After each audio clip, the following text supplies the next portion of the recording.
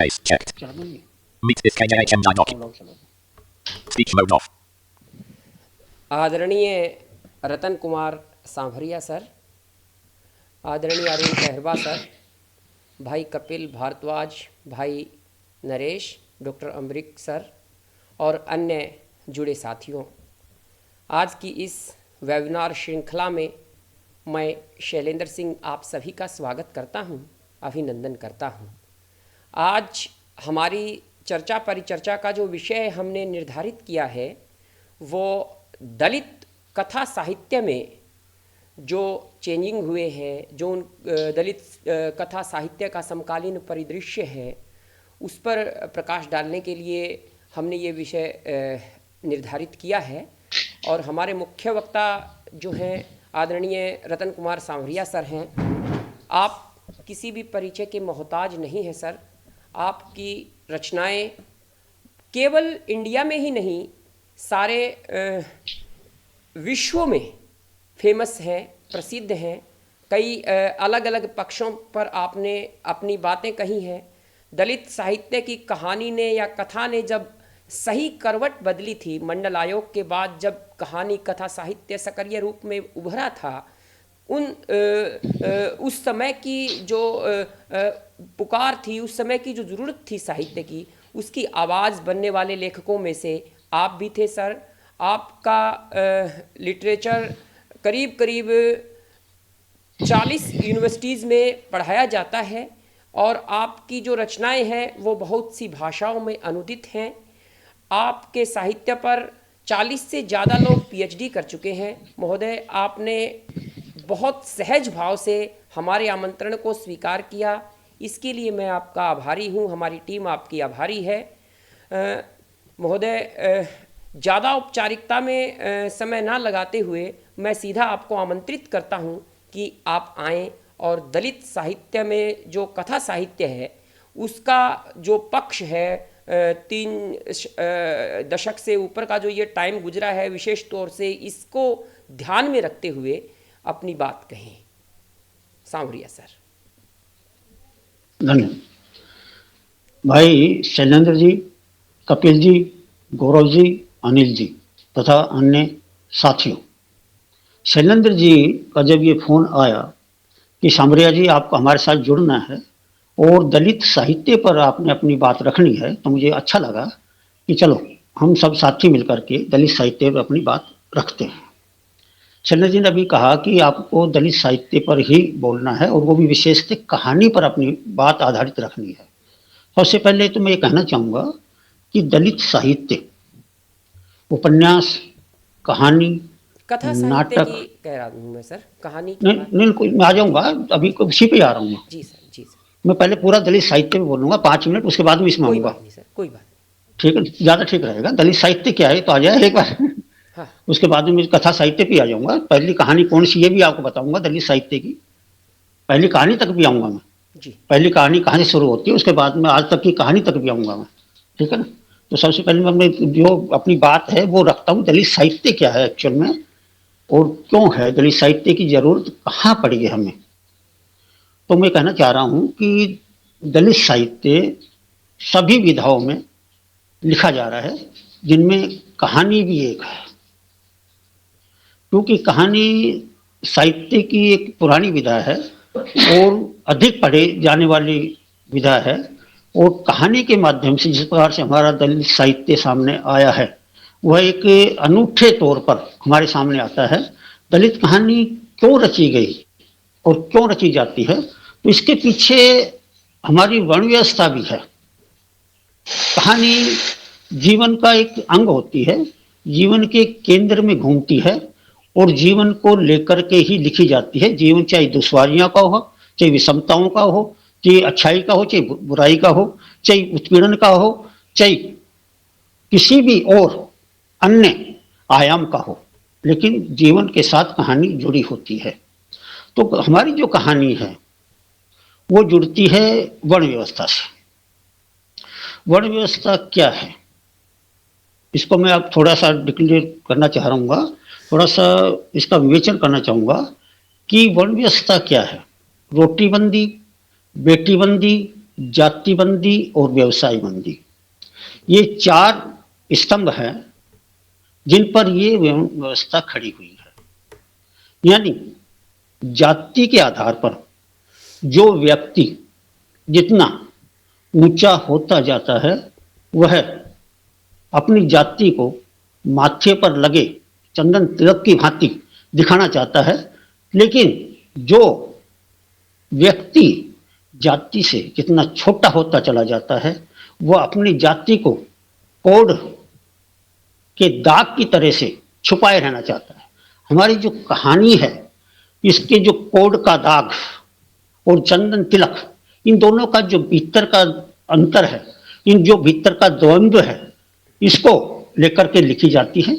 और ये कहानी डॉक्टर अंबेडकर के उस बात को जो उन्होंने गांधी जी की बात से अलग कही है, क्योंकि गांधी जी वर्ण व्यवस्था को भारतीय समाज की या यूं कहें कि हिंदू समाज की एक रीढ़ मानते हैं, जबकि डॉक्टर अंबेडकर उसी वर्ण व्यवस्था को हिंदू समाज का कोड मानते हैं। अब जो रीढ़ और कोड का जो अंतर है, रीढ़ और कोड के बीच के जो वैचारिक अंतर्द्वंद्व है, हमारी कहानी उसको लेकर भी आगे बढ़ती है।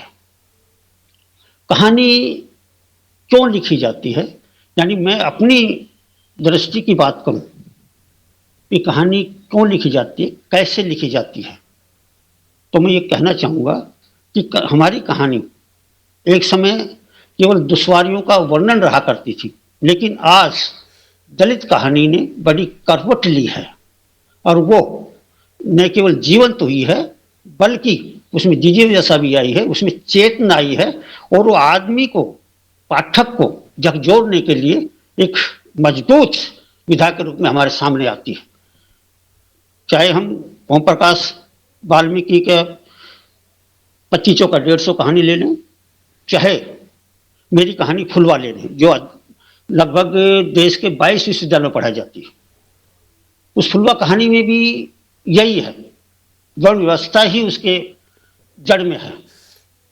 फुलवा गरीब परिवार की एक महिला होती है जो एक जमींदार के घर काम करती है, और काम भी उसे किस रूप में मिल जाता है, उसका जो पति है जो जमींदार के काम कर रहा होता है, एक दिन वह जमींदार के जो नया बैल आया है वो बिगड़ैल है और उसको हल जोतने के लिए ठीक कर रहा था कि वह बैल फुलवा के पति के पेट में सींग घुसेड़ देता है और वहीं तड़प तड़प करके मर जाता है।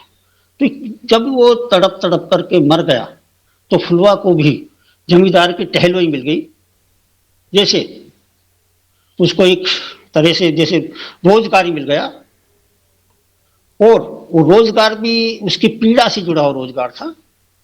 क्या कि मान लो कि पशुओं का चारा पानी करना, उसका गोबर उठाना, उनको और जो टहलवाई थी घर की वो करना, लेकिन वो लगातार एक चेतना से जुड़ी रही, और वो चेतना उसकी बाबा साहब की इस बात से जुड़ती है कि शिक्षा शेरनी का दूध होती है। यानी जो शिक्षा ग्रहण करेगा उसमें बौद्धिकता भी आएगी, तर्क शक्ति भी आएगी, वो आगे बढ़ने का अपना साहस भी पैदा करेगी। तो फुलवा ने एक सोच पैदा हुई कि अपने बच्चे को पढ़ाने लग गई वो राधा मोहन को। समय कैसा बदलता है कि जो फुलवा जमींदार रामेश्वर के घर काम कर रही होती है, उसी फुलवा का वह लड़का जो एक चौक में जहां पर पशु गोबर करते थे वो उसकी बुहारी क्या करती थी, उसकी एक जो दीवार है, डोली है, उसकी जो आड़ है, उसकी जो छाया है, उसमें वो पढ़ रहा होता है। लेकिन वही होनहार बच्चा एक समय एसपी बन जाता है, अपनी तैयारी करके एसपी बनता है। फुलवा उसके साथ आ जाती है।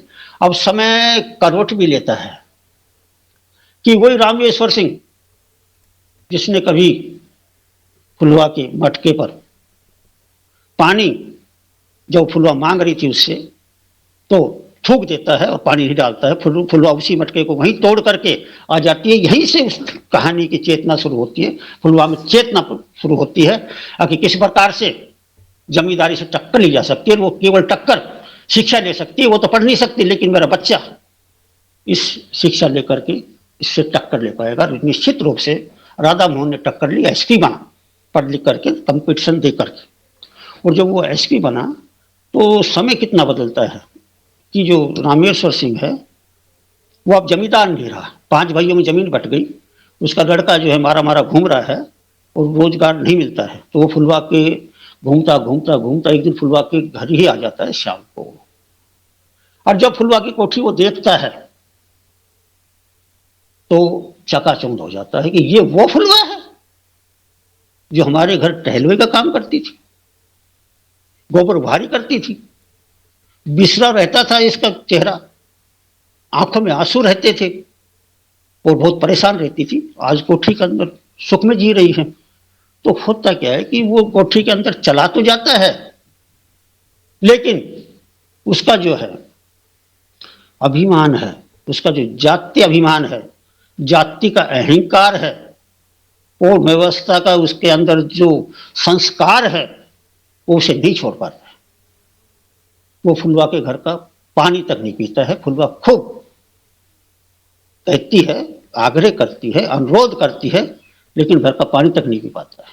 और वो उसी गांव के रहने वाले एक परती जो ब्राह्मणी है उसके घर जाना चाहता है और फुलवा उसे खुद, फुलवा की सदाशयता इस कहानी में जो सबसे बड़ी बात है वो सदाशयता की है। अगर सदाशयता इस फुलवा कहानी में नहीं होती तो एक फुलवा कहानी मजबूत नहीं पाती। तो फुलवा में इतनी सदाशयता है कि वो खुद छाता लेकर के, उसको साथ लेकर के, और परती जो ब्राह्मणी है उसे घर ले जाती है। परती ब्राह्मणी का घर देख करके वो आश्चर्यचकित रह जाता है। उसमें एक तरह से अलग तरह की करुणा भी आती है, उसको दया भी होती है। देखो ब्राह्मणी का घर तो कैसा है, और जो फुलवा हमारे घर एक नौकरानी की तरह से थी, चाकरी करती थी, आज उसका घर कैसा हवेली हो गई है। वो शाम को परती के घर खाना खा भी लेता है, सोता भी उन्हीं बिस्तरों पे जो फुलवा के घर से आए हैं। लेकिन समय कैसा बदलता है कि उसको वहां सुला दिया जाता है जहां पर बकरी बंधी हुई है, कुत्ता बंधा हुआ है। क्यों? कि परती को ये वहम है कि जानवर और जमींदार की नीयत का कोई भरोसा नहीं है, कब बदल जाए। क्योंकि जवान बेटियां हैं, बहू है, पता नहीं जो, तो उनको उसी जगह सुला देती है जहां पर बकरी और कुत्ता बंधे हुए थे। तो उस रात को होता क्या है, कुत्ता खांसने लगता है, बकरी की मिंगने उसको दुर्गंध आती है। एकाएक उसे फिर फुलवा की याद आने लगती है, उसका हृदय परिवर्तन हो जाता है और वह फुलवा के घर जाने के लिए सोचता है। तो बाहर देखता है कि बूंदाबांदी हो रही है, बूंदाबांदी हो रही है, लेकिन वो गेट खोल करके फुलवा के घर की ओर ही बढ़ जाता है। यहाँ पर जो परिवर्तन होता है, उस हृदय का जो परिवर्तन होता है, उस जमींदार का जो पत्थर हृदय है, वो जो पिघलता है जिस तरह से, और जो फुलवा के घर की तरफ कदम बढ़ाता है, वो नई चेतना भी है, नए युग का बदलना भी है। युग क्या है? युग जैसे मान लो कि ये सतयुग है, ये त्रेता युग है, द्वापर युग है, ये सब एक तरह से यूटोपिया की तरह से एक्चुअल में। युग तो संविधान के लागू होने के बाद में बदला है, क्योंकि वो युग अलग तरह का पौराणिक युग है, ये आधुनिक युग है जो बदला है। वो युग कैसे बदला है? वो हमारे सामने, हमारी एक पीढ़ी ने इस सारे युग को बदल दिया है। शिक्षा के क्षेत्र में भी, राजनीति के क्षेत्र में भी, अर्थ के क्षेत्र में भी और नौकरी के क्षेत्र में भी। सिर्फ एक अकेली पीढ़ी में। और वो कैसे परिवर्तन हुआ? बाबा साहब शिक्षित बनो, बाबा साहब का सिद्धांत रहा है शिक्षित बनो, उसके आधार पर ये सारा परिवर्तन होता रहा है। अब मैं कहना चाहूँगा कि और अन्य साथी भी, जैसे हमारे दलित साथी हैं, कहानियाँ खूब लिख रहे हैं, अच्छी कहानियाँ लिख रहे हैं, मैं उनका कोई वो नहीं कर रहा हूँ, बढ़िया कहानी लिख रहे हैं। और कहानी, दलित कहानी आज एक नया मोड़ ले रही है, और वो मोड़ चेतना की ओर जाता है। क्योंकि जिस साहित्य में चेतना नहीं होती वो साहित्य भी नहीं होता, क्योंकि चेतना ही आदमी में परिवर्तन लाती है। क्योंकि दलित साहित्य जो है, मैं आपको बताऊं, या दलित कहानी ले ली, दूसरा साहित्य ले ली, एक आपने देखा होगा कि जो समुद्र बह रहा है तेजी से, वो समुद्र तेजी से बह रहा है, खूब बह रहा है, लेकिन जो मरी मछली है, जो मरी मछली है वो इस समुद्र की लहरों के साथ साथ बहती है। आपने देखा होगा कि जो जिंदा मछली है वो समुद्र की लहरों को काटती हुई अपने होने का एहसास कराती है। तो दलित साहित्य धारा के साथ मरी मछली की तरह से बहने वाला साहित्य नहीं है। ये साहित्य वो साहित्य है जो मछली धारा को काटती हुई आगे बढ़ती है। यानी ये साहित्य जो व्यवस्था जो चली आ रही थी, जो विसंगतियां चली आ रही थी, जो कुरीतियां चली आ रही थी, उनको तोड़ने वाला साहित्य है। और ये अपना एहसास कराता है कि हमारा दलित साहित्य ये है, और दलित साहित्य ही आज मुख्य धारा की तरफ जा रहा है। बात मैं कहना चाहूंगा कि मुख्य धारा क्या है दलित साहित्य में, जिसमें कहानी भी आ जाएगी आपकी। मैं इसको अपनी खुद के साहित्य से जोड़ना चाहता हूं। मुझे कोई इस बात में कहने में कोई उजर नहीं है, फक्र है इस बात का, मुझे इस बात का फक्र है कि दलित समाज से हूं तो हूं। लेकिन जब मैं साहित्य में आया तो मैंने सोचा कि साहित्य तो सबके लिए होता है, कोई भी लिखेगा, कोई भी पढ़ेगा, क्योंकि लिखा हुआ शब्द तो अपना होता है। जब वो छप जाता है तो सार्वजनिक हो जाता है, कोई पढ़ेगा। तो जो दलित साहित्य है, जो जो लिखा जा रहा था, कुछ दलित साहित्य की अपनी सीमाएं भी रही। वो केवल कुरीतियों को तोड़ता है, लेकिन ये प्रतिशोध नहीं लेता, प्रतिरोध का साहित्य है। प्रतिरोध का मतलब जो नकार का साहित्य है, यानी जो थोपी हुई कुरीतियां हैं, उनको ये साहित्य हमारा तोड़ता है। ये साहित्य उन वंचनाओं को भी नकारता है जो ये कहती है कि ये अछूत है, इससे भेदभाव बरतो, इसको दूर रखो, इसको धार्मिक स्थलों पर मत जाने दो, इसको कुओं पर मत चढ़ने दो, इसका हाथ का मत छो। इसका भी प्रतिरोध हमारा साहित्य करता है।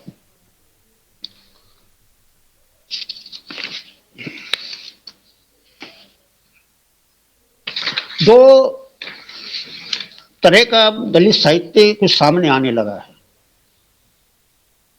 पहले तो मैं अपनी वो बात कह दूं कि मुख्य धारा का साहित्य क्या है। मैंने अभी बताया आपको कि मैं दलित समाज से आता हूं, तो इसमें मुझे कोई ऐसी कोई बात नजर नहीं आती, क्योंकि दलित भी ही तो व्यक्ति है, वो भी तो एक इंसान है, और ये इंसान आज देश की मुख्य धारा के साथ जुड़ करके चल रहा है। देश को विकसित करने में दलितों का भी उतना ही योगदान है जितना कि अन्य समाज का रहा है। तो मुख्य धारा की जो बात मैं कह रहा हूं कि मैं दलित साहित्यकार हूं, लेकिन मेरी 54 कहानियां आज तक प्रकाशित हुई है। एक भी कहानी किसी दलित पत्रिका में प्रकाशित नहीं हुई। अमेरिका की अन्यथा से लेकर के और भारत की तमाम जो पत्रिकाएं हैं बड़ी, सबसे ज्यादा मेरी कहानियां अगर प्रकाशित हुई तो हंस में हुई है। जो फुलवा की अभी मैं चर्चा कर रहा था, ये मई 1997 में फुलवा कहानी हंस में ही प्रकाशित हुई थी, और राजेंद्र यादव जी ने इस कहानी को प्राथमिकता से प्रकाशित किया था।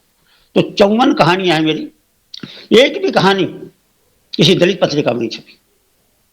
सात उपन्यास है, उसके 35 अध्याय हैं, उनमें से 34 अध्याय उसके प्रकाशित होने से पूर्व ही छप चुके, लेकिन उनमें से कोई भी एक अध्याय दलित पत्रिका में नहीं छपा।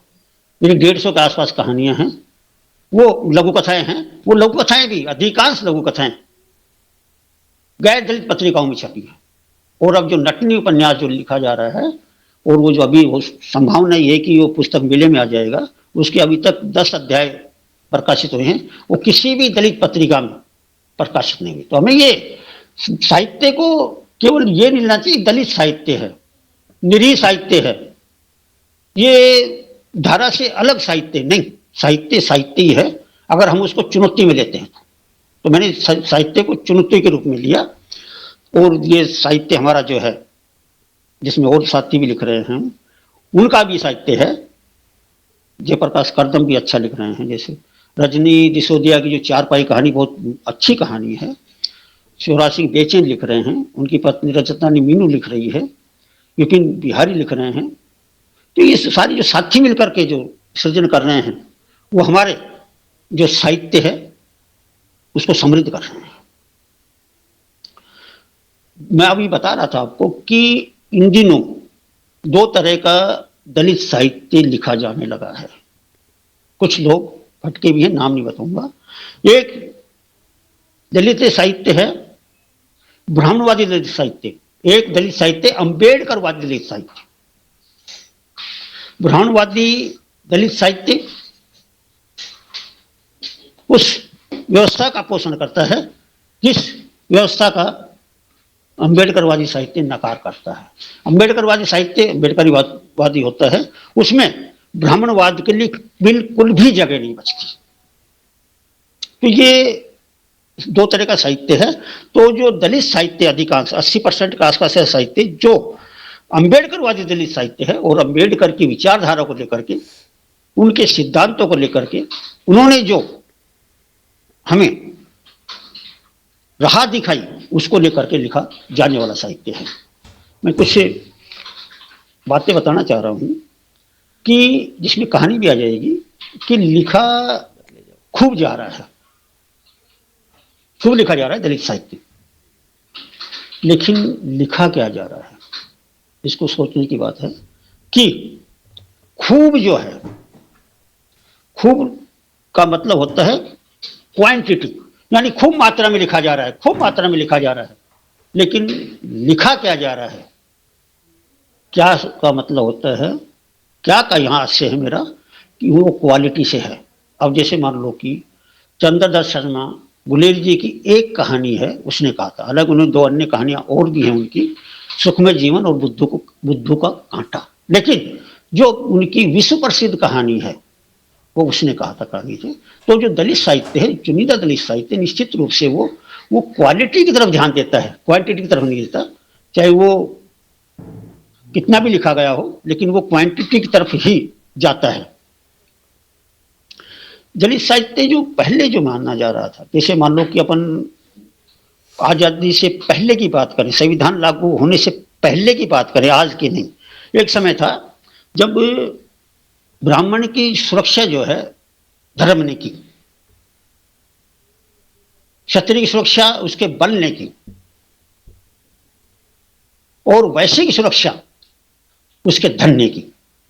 और जो दलित वर्ग है, जो दलित वर्ग है उसका धर्म केवल तीन जो ऊपर की जातियां हैं, जो वर्ण हैं, उनकी सेवा को ही अपना धर्म मानने लग गया, वही उसकी सुरक्षा हो गई।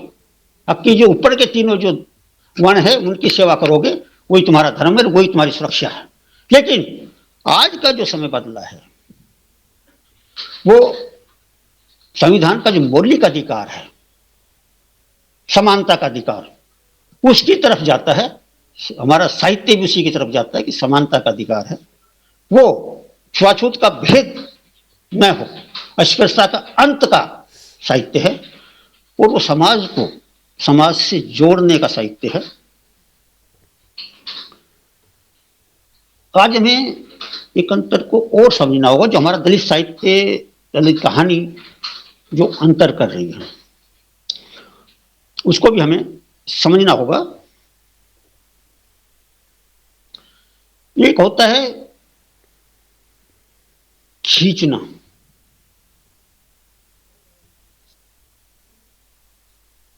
और एक होता है, क्योंकि जैसे मान लो खींचने का है, जैसे मान लो कि कोई आदमी बैठा हुआ है तो उसको जो खींचने वाला हाथ है, एक तो होता है हाथ खींचना और एक होता है टांग खींचना।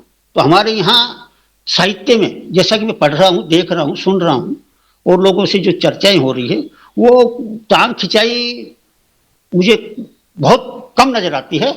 हमारा जो साहित्य है वो हाथ खींचने का जैसा है, क्योंकि हाथ खींचने वाला व्यक्ति हमेशा ऊपर रहता है और टांग खींचने वाला व्यक्ति हमेशा नीचे रहता है।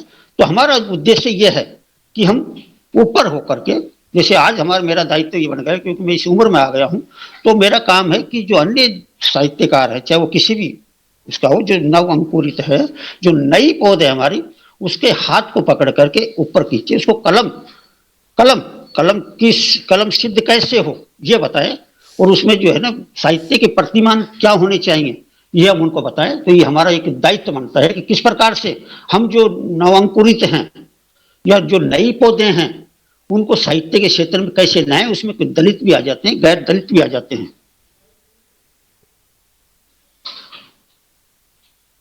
अब जो है मैं आपको जो कहानी की बात आ रही थी, मैं कैसे लिखता हूं, मैं इसके बारे में बता करके फिर जो पहली दलित कहानी है उसके बारे में थोड़ी चर्चा करेंगे और फिर उसके बारे में और कोई बात, दूसरी बात और नहीं रखेंगे। तो मैं चाह रहा हूं मैं कैसे लिखता हूं। देखो, मैं अपने लेखन को, क्योंकि अधिकांश मेरी कहानियां हैं, मैं कहानी कैसे लिखता हूं मैं आपको ये बता रहा हूं। जैसे मान लो कि सबसे पहले मैं एक लेखक हूं, मैंने लिख ली कहानी, लिख ली कहानी। लिखने के बाद में मैंने उसको पढ़ा, एक लेखक की दृष्टि से ये कहानी पूरी हो गई है, लिख दी है मैंने। लेकिन मैं सोचता हूं ये बात कि लेखक के बाद में ये कहानी जाती प्रकाशक के पास। जब ये कहानी प्रकाशक के बाद में, किसी पत्रिका का जो प्रकाशक है उसके बाद में उसके पास जाती है, तो ये कहानी अभिवादन अथवा खेद सहित लौट करके आ जाएगी या स्वीकृत हो जाएगी। तो तब तक मैं उस कहानी पर केंद्रित रहता हूं जब तक कि वो स्वीकृति की रूप में नहीं आ जाए, यानी कहानी मेरी दृष्टि से प्रकाशक की दृष्टि से भी खरी उतर जाए, तब मैं उस कहानी को दूसरे चरण में लेता हूं। तीसरा चरण और होता है कहानी का मेरी का, कि कहानी लेखक ने लिख दी, संपादक ने उसको जो है पास कर दिया। अब ये कहानी किसी पत्र पत्रिका में छप भी गई और छपने के बाद में जब ये कहानी आलोचक की कसौटी पर आएगी, वो कहानी अपनी प्रतिमानों के तहत कितनी खरी उतरती है आलोचना की खराज पर, ये देखने की बात है। जब तक तो इसको तीसरी बार जो कहानी का हुआ है उस कहानी को मैं एक आलोचक की दृष्टि से पढ़ता हूं। आलोचक की दृष्टि से, अब किस कहानी में तात्विक विवेचन की दृष्टि से, कथानक की दृष्टि से, शिल्प सौष्ठव की दृष्टि से, भाषा शैली की दृष्टि से, पात्रों के संरचना की दृष्टि से या इसकी बुनकर की दृष्टि से कहानी कहीं आलोचक की दृष्टि से झोल तो नहीं खा गई है, कहानी कहीं कमजोर तो नहीं पड़ गई है। उसको देखने के बाद में, संतुष्ट होने के बाद में, बिल्कुल उस कहानी को फिर मैं पढ़ता हूं पाठक की दृष्टि से, क्योंकि एक सजग पाठक है, जो सुधी पाठक है, वो बड़ा ईमानदार होता है। पाठक का एक दूर दराज से आया हुआ पत्र बड़ी ईमानदारी लेकर के आता है। संपादक भी समीकरण काट जाते हैं, आलोचक भी समीकरण काट जाते हैं, लेकिन एक सुधी पाठक आपका अपना होता है।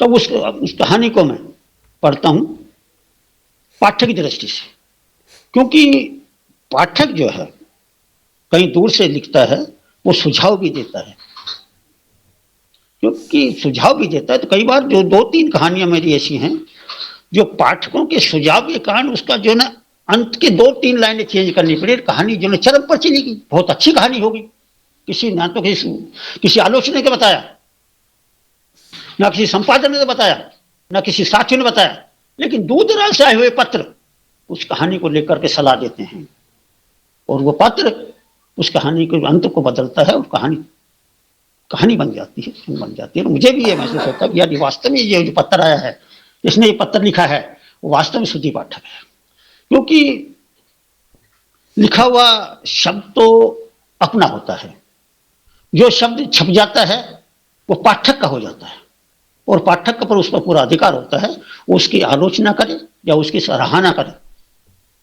तो जो केवल सराहना वाले पत्र होते हैं उनको मैं कम तवज्जो देता हूं, जो आलोचक बहुत प्रशंसा करते हैं उनको भी मैं ज्यादा तवज्जो नहीं देता हूं, क्योंकि मैं उस आलोचक को पाठक का सबसे बड़ा दुश्मन समझता हूं या पाठक का सबसे बड़ा विरोधी समझता हूं, जो आलोचक लेखक की कमर खुजाता है। लेखक की कमर खुजाने पर उस लेखक का जो सृजन कार्य है, उसकी सृजनशीलता है, वो बाधित होती है, वो आत्ममुग्ध होता चला जाता है, और आत्ममुग्धता कहीं ना कहीं जो है लेखन को निश्चित रूप से प्रभावित करती है। और ऐसे वाकये आए हैं जब किसी की एक कहानी बहुत चढ़ा दी गई, उसके बाद में उसकी उस स्तर की कहानी आई ही नहीं। जैसे कि मान लो कि अन्यथा न ले, ऑफ द रिकॉर्ड भी इसको मान ले कि संजय की कहानी आई थी कामरेड का कोट, वो कहानी बहुत चर्चित रही, खूब चर्चित रही, लेकिन संजय की उस कामरेड का कोट की जितनी प्रशंसा हुई और उसके ऊपर मान लो साल तक जो है उस पर आलोचनात्मक क्रियाएं प्रतिक्रियाएं होती रही, उस कहानी को श्रेष्ठ माना गया। लेकिन हमें उसके बाद में आश्चर्यचकित हूं कि संजय ने कहानियां तो खूब लिखी, लेकिन कामरेड का कोट जैसी कहानी उसके बाद में उनकी नहीं आई। तो मैं कहता हूं कि जो लेखक है, लेखक को प्रशंसा भी हो लेकिन एक सीमाओं के तहत, ऐसी नहीं हो कि लेखक का आत्ममुग्धता में ही चला जाए और उसका सृजन बाधित हो। अब जो बात मैं कह रहा था कि पहली दलित कहानी कौन सी है,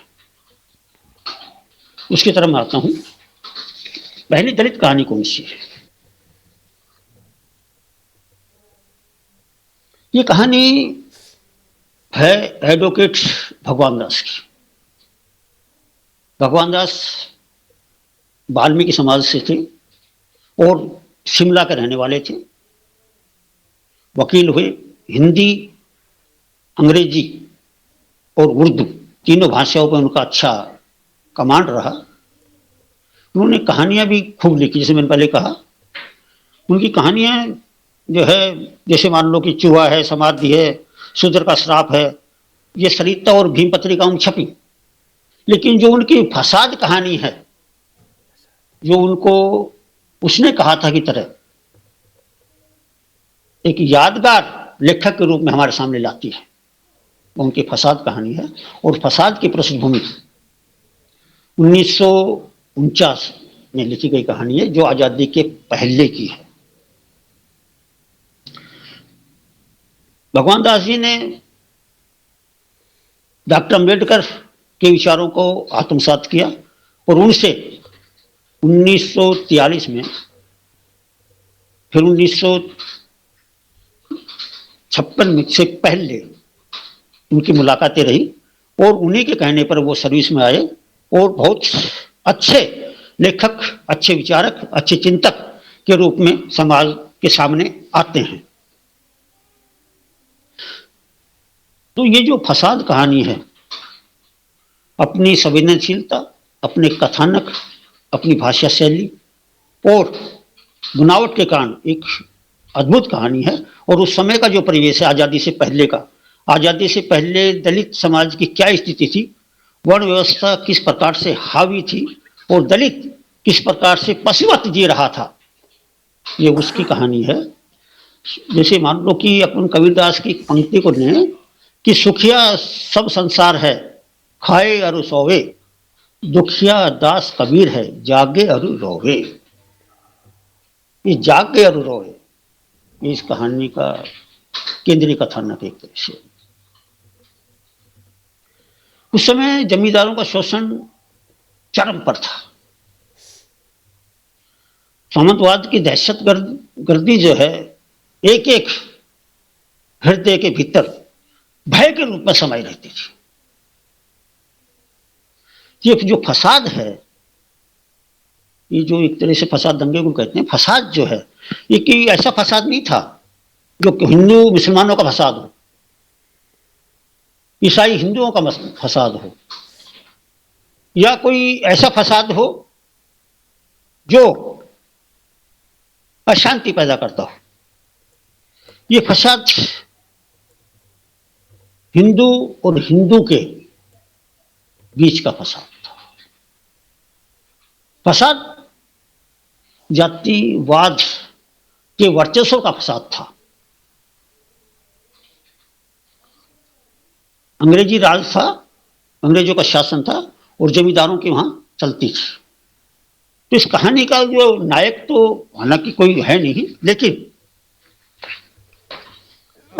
जो सदलू चौधरी है, यानी जो चौधरियों जो वाल्मीकि समाज था, उस समय वाल्मीकि नहीं मेहतर कहा करते थे, तो मेहतरों का जो सदलू चौधरी है उसका लड़का है बनसोधी। वो क्या है कि जमींदारों के काम करते करते करते करते जो है कि नहीं थक जाता है, लेकिन जमींदार बेगार निर्णय से बाज नहीं आता है। रात है, सर्दी का मौसम है, बसंती को सर्दी लग जाती है, लेकिन इलाज के दौरान वह चल बसता है। अब कहानी यहां से शुरू होती है। सारे वाल्मीकि समाज मिलकर के उसको दफना करके आ जाता है। बसंती को दफना कर जब आ जाते हैं और जब घर आते हैं, तो जब जमींदार का जो वहां का लड़का है जिसकी जमींदारी वहां चलती है, वो लड़का अपने 2-3 साथियों के साथ आता है और सदलू के सामने अकड़ कर कहता है कि सदलू तूने क्या कर दिया? बोल क्या कर दिया सब? उनको जिस लड़के को तुम दफना करके आए, उसे हम दफनाते थे उनके, जिस लड़के को तुम दफना करके आए हो इसका मुंह तो ऊपर की ओर है, ऊपर की ओर मुंह तो दफनाया जाता हो तो महंतों को दफनाया जाता है, साधु संतों को दफनाया जाता है, बड़े जो राजा महाराजा थे उनको दफनाया जाता था। इस तरह से ऐसे कैसे दफना दिया? इस लाश को बाहर निकालो और उसे वापस औंधा करके दफनाओ। देखिए वो कहानी कहां जाती है। सारे जो है वाल्मीकि समाज, दूसरे समाज बात को सोचते यार ये क्या होता है।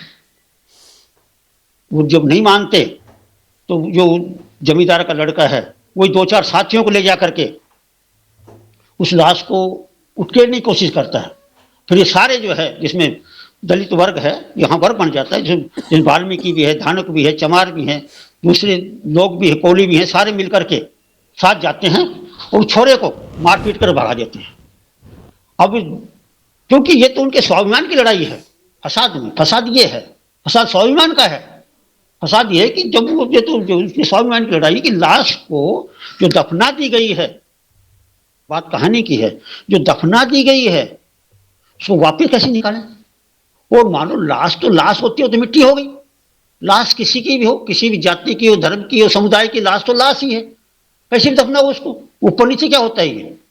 लेकिन नहीं, लाश क्योंकि ये दलित की लाश है, शूद्र की लाश है, वाल्मीकि की लाश है, इसको जो है सीधा कैसे दफनाया जाएगा, इसको औंधा दफनाओ। तो वो जो है मारपीट करके उसको भगा देते हैं छोरे को, जमींदार के छोरे को, और दूसरे छोरे वही भाग खड़े होते हैं क्योंकि उनमें बहुत क्रोध आ जाता है वाल्मीकि समाज में और दूसरे जो समाज है उनमें। अगर हमारी तो मुर्दे की भी जब दुर्गत होगी तो हम कहाँ जिंदा रहे, तो अपने जिंदगी को पूरे दाव पर लगा करके उनको भगा देते हैं। अब क्या होता है, वो तो भगा दिए, लेकिन जो ये वर्ण व्यवस्था का वर्ग है उसके स्वाभिमान को बड़ी चोट लगती है, जात दरकने लगती है। जात लगता है कि जात को नीचा दिखा दिया गया है। तो पंचायत होती है, पंचायत होने के बाद में पुलिस में केस होता है, वो सदलू उसके दोनों लड़कों को पुलिस ले जाती है, सजा होती है। देखिए आप, इसी में सजा होती है। सजा होने के बाद में 1 साल के बाद में फिर कोई दूसरा, उस समय जो है ना, क्योंकि कहानी आजादी से पहले की पृष्ठभूमि पर है, तो सजा होती है, तो 1 साल तक सजा होती है। तो जब वो दूसरा जज जो आता है, पहले जज तो ब्राह्मण था, वो तो बदल गया, और जो नया आता है तो उनको लड़कों को सदलों को सबको बरी कर देता है कि तो केस ही नहीं बन रहा है। हमारे ईसाई में तो कैसे भी दफनाओ, उसको दफना देते हैं। ये क्या है कि मुर्दे के बीच में भी जात आ गई बीच में। अब नीचे दफनाओ, नीचा कर औंधा दफनाओ, सीधा दफनाओ, तो उसको बड़ा गुस्सा भी आता है, उनको जो है ना बाइज्जत बरी कर देता है। बरी तो कर देता है, लेकिन जो गांव वाले हैं वो फिर नाराज हो जाते हैं और उनको जो भगाने की कोशिश करते हैं, यानी भगा देते हैं। लेकिन जब, क्योंकि ये तो कास्ट ऐसी है, सेवक जातियां हैं, सेवक जाति के बगैर उनकी जमींदारी बेकार है।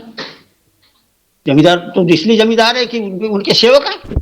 सेवक नहीं तो कहां से जमींदार हो जाएंगे, जमींदारी खत्म हो जाएगी।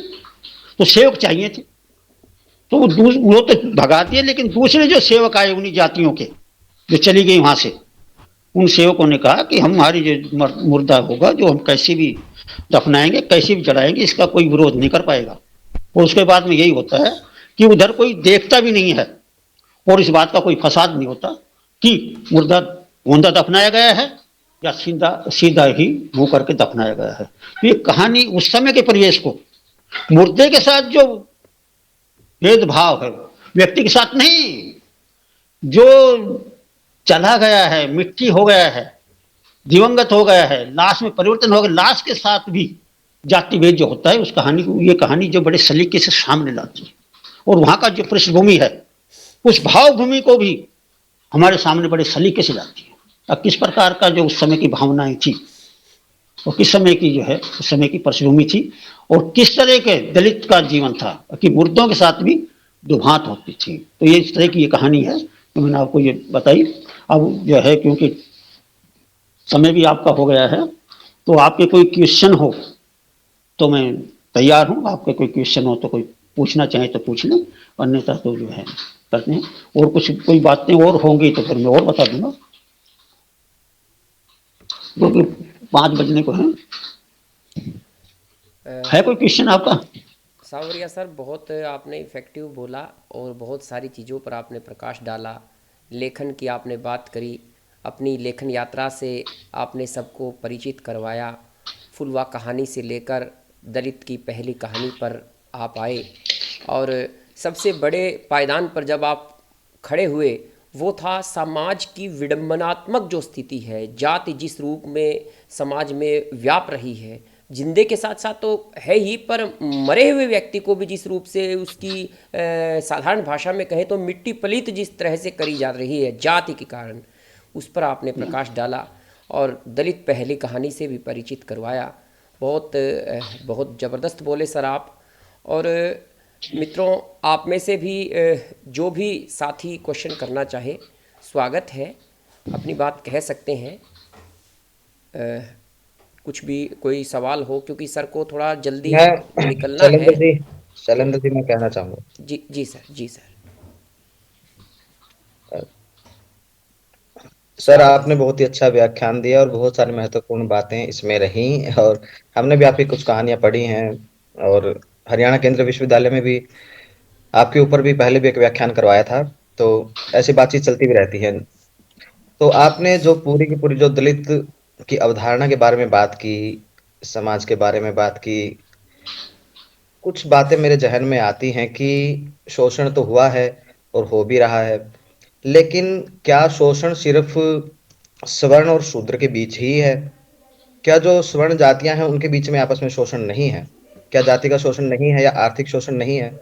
और जो दलित जिनको कहा जाता है, जिनको एक शब्द के अंदर ही पिरो दिया जाता है, चाहे वो चमार है, धानक है, वाल्मीकि है, और उन्होंने अपने अपने समाज बना लिए, जैसे आपने भी बीच में कहा कि वाल्मीकि समाज, जबकि वो एक जाति है। बहुत सी जातियां मिलकर एक समाज बनाते हैं।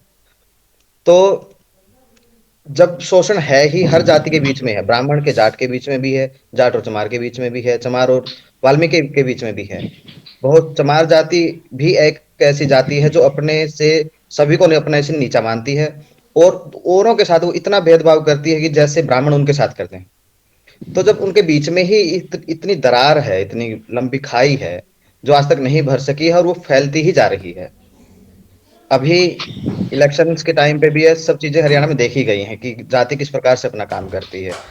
तो जो दलित शब्द की प्रासंगिकता है या इसकी जो अवधारणा है, ये कहाँ तक सही रह गई है, या फिर दलित जो शब्द है क्या उसका प्रयोग अभी जारी रखना चाहिए या नहीं रखना चाहिए, और दलित शब्द के केंद्र में कौन है? मैं आपको पहले तो आपके दो प्रश्न एक साथ आ गए हैं। पहले तो एक आपने पूछा है कि शोषण सभी का होता है, ठीक है ना। जी। अब शोषण भी दो तरह का है। एक तो जो पारिश्रमिक है, आपका परिश्रम है, उसका शोषण। एक है आपका मानसिक शोषण। बस जैसे मान लो कि कोई ब्राह्मण है, वही मजदूर है। जो मान लो कि वाल्मीकि समाज का भी मजदूर है। अब जो है वाल्मीकि समाज के को तो वो मालिक दूर रखता है, लेकिन जो ब्राह्मण है उसको अपने रसोई तक भी ले जाता है। दोनों मजदूर हैं, दोनों मजदूर। उसको तो अपने नजदीक बैठा लेता है, उसको दूर बैठाता है, उसका पानी अलग रखता है, उसका कप अलग रखता है। ये तो हमने देखा है ना, क्योंकि हमने मजदूरी की है। अब ये जो मानसिक शोषण है, ये उस परिश्रम का जो शोषण है उससे कहीं बहुत आगे चला जाता है, क्योंकि ये सीधा मस्तिष्क पर चोट करता है। ये शोषण जो है, मान लो किसी छुआछूत बरतों के दूर ही बैठ, दूर बैठ। अब ये दूर बैठना ही आपको कितना पीड़ा पहुंचाता है, कितना पीड़ा पीड़ित हो गए आप मानसिक रूप से। तो आपका हाथ का कोई छुए नहीं, आप तो उसका जो है नमस्कार करते रहे, और आप वो अगला जो दुत्कारता है, किस कारण? केवल जात के कारण। अब जो ब्राह्मण का जो मजदूर है, ब्राह्मण मजदूर है, उसको तो नजदीक, और जो उसी वो काम कर रहा है, वही फावड़ा चला रहा है दलित वर्ग का, वो दूर। तो ये मानसिक शोषण है, मानसिक उत्पीड़न है ये। तो इनमें दोनों में बड़ा अंतर है, जात को लेकर के। दूसरी बात जो आपने कही है कि चमार और वाल्मीकि, इनमें बड़ा अंतर है।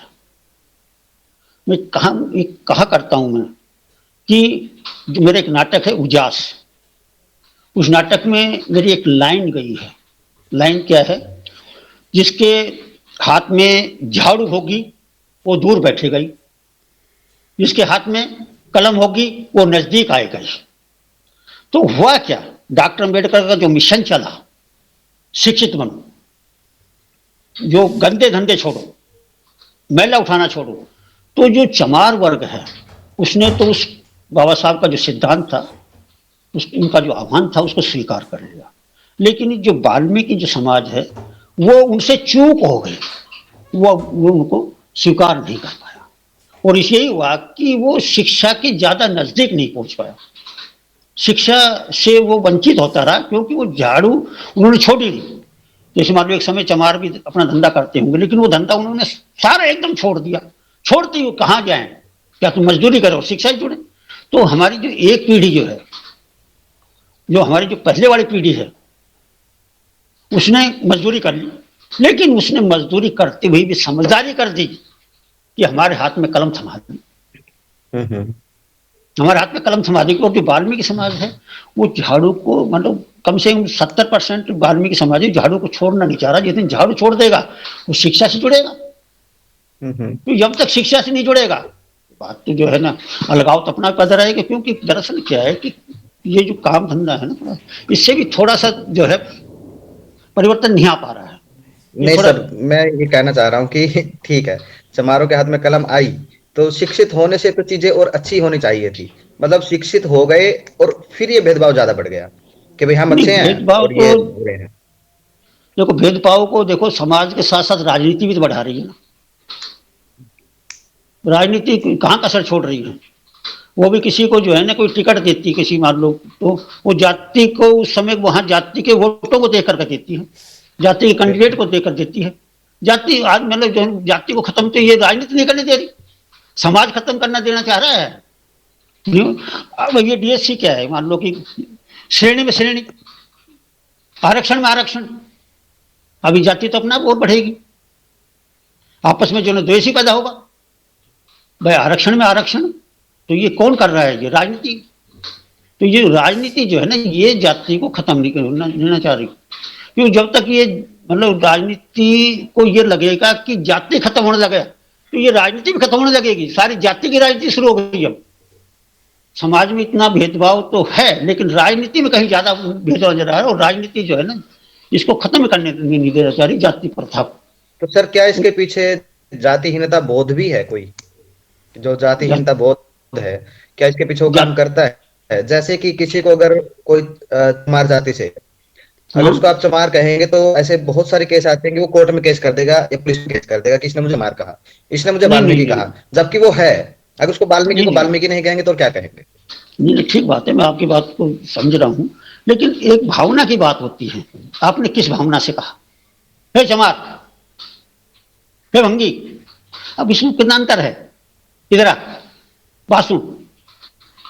तो ये बात तो ये है कि उसकी मानसिकता किस तरह की है, किस मानसिकता से उसने उसको संबोधित किया है। क्या उन्होंने, क्योंकि एक समय तक ये जो है चमार और भंगी, एक समय तक ये गालियां रही।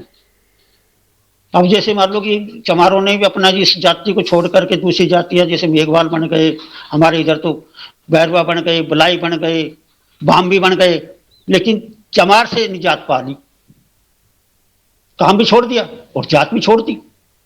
इसलिए वाल्मीकि समाज ने भी जैसे मान लो जो इन्होंने भी जो है अपनी जात छोड़ दी, लेकिन जात छोड़ने के बाद में भी कुछ ऐसे परिवार हैं जो झाड़ू नहीं छोड़ पा रहे हैं। झाड़ू जिस दिन छोड़ देंगे वो शिक्षा से जुड़ेगा, उनका विकास होता चला जाएगा। मैं निश्चित रूप से बात कर रहा हूँ, क्योंकि मैं कहा करता हूँ कि जो मान लो जो पात्र है हमारी कहानियों के, हमारे कहानी के जो पात्र हैं उनके बारे में कहा करता हूँ कि वे कहानी का, दलित कहानी का पात्र कैसा होना चाहिए। मैं कहा करता हूँ कि कहानी का पात्र चाहे जाति से कितना छोटा हो, लेकिन उसके प्रवृत्ति पीपल के बीज जैसी होनी चाहिए।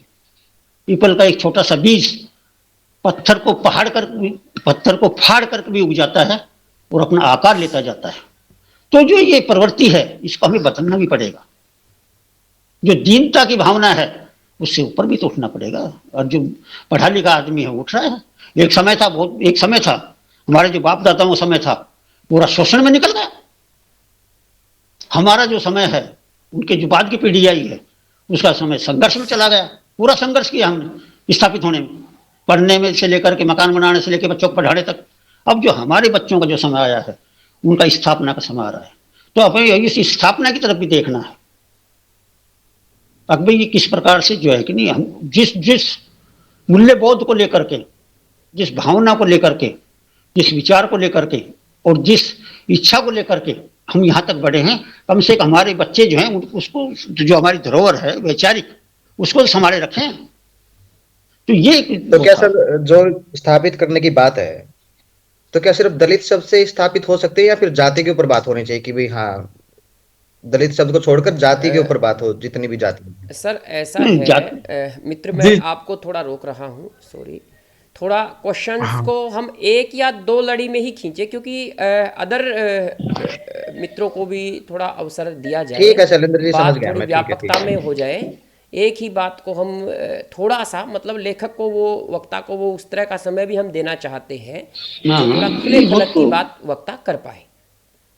हाँ, शिक्षा ने जो है ना, जिस शिक्षा ने जाति के स्वरूप को बदला है, ऐसा नहीं है। शिक्षा जहाँ होगी वहां जो है ना जाति मुंह मोड़ेगी। जो सबसे बड़ा जो शिक्षा, जो जाति को, इस व्यवस्था को जो पराजित करने का जो हथियार है वो शिक्षा ही है। क्योंकि हमारे पास तो शिक्षा सबसे बड़ी पूंजी है। क्या है हमारे पास? दलित के पास तो शिक्षा की पूंजी है, और उसके पास है क्या? अगर शिक्षा नहीं है तो दलित रह जाएगा, वरना इस दलित तो उससे ऊपर उठता चला जाएगा। अगर उसका शिक्षा है तो नौकरी लगेगा, बच्चों को नौकरी लगाएगा, अच्छे मकानों में रहेगा, वो अच्छा मकान बनाएगा, उसी विचारधारा से जुड़ना चाहेगा, उसी मुख्य धारा में आना चाहेगा वो।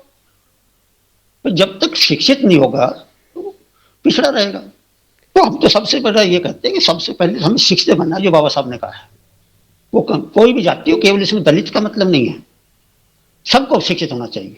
दलित है क्यों, शिक्षा तो सबके लिए है, सबको शिक्षित होना चाहिए। सबके लिए कहा बाबा साहब ने, तो शिक्षित बनो। तो ये बात थी। तो आपने जो है मुझे इतना समय दिया गुरुजी, और आपने इतनी तन्मयता से मुझे सुना। कुछ और क्वेश्चन? सौरभ बात रखना चाहता है सर अपनी। सौरभ जी जी जी जी, सौरभ रखो भाई। सौरभ जी जी। सर मैं बस में हूँ, इस वजह से बोल नहीं पा रहा हूँ।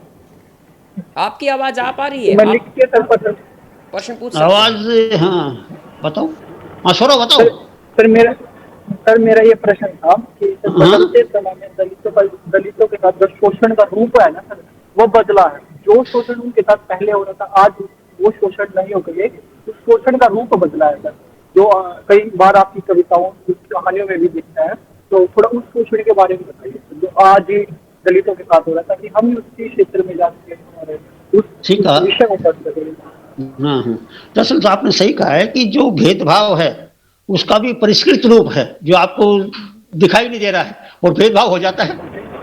जी सर, नौकरी जी पेशा सर। वालों के साथ भी खूब भेदभाव हो रहा है, समाज में खूब भेदभाव, लेकिन आपको जन नजदीक तो बैठे लग जाएंगे, लेकिन मन के अंदर क्या है वो आपको पता नहीं लगा। वो जो मन के अंदर है, जो कुंठा का भाव है, वो बड़ा भेदभाव है।